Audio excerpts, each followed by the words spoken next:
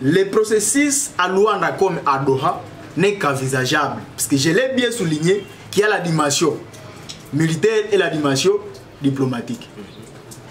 Alors, dans la dimension militaire, on devrait envisager une force probable de freiner, inander les rebelles. Mais ce n'est pas le cas.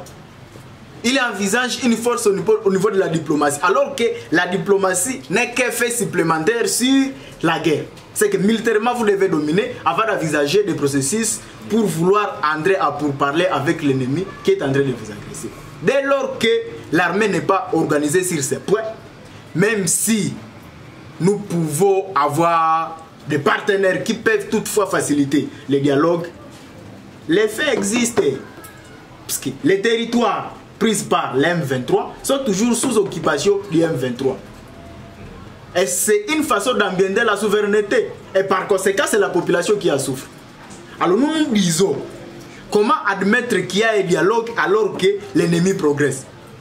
C'est que c'est un jet de vouloir embrayer la population, voire même si le gouvernement n'est pas sérieux, ça sera aussi un jet de vouloir embrayer le gouvernement.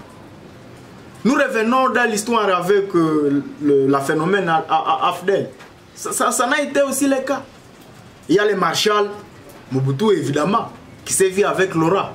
Mais ça n'a pas stoppé l'avancée de l'AFDEL. Fait de fait, ils sont partis jusqu'à Kinshasa. Aujourd'hui, ils sont à Walikale, à Walungu. Walungu, Walikale, c'est proche de Kisangani.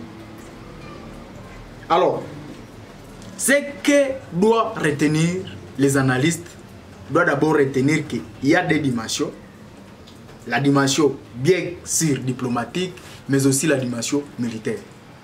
Mais la dimension militaire prime toujours sur la dimension diplomatique. Puisque c'est prévisible, quand on n'a pas la force, on est toujours voué à l'échec. Et la bouche n'est pas d'impact quand il s'agit de la force. Quand il s'agit d'envisager une force, il y a un impact très positif comparativement quand il s'agit d'envisager le pourparler.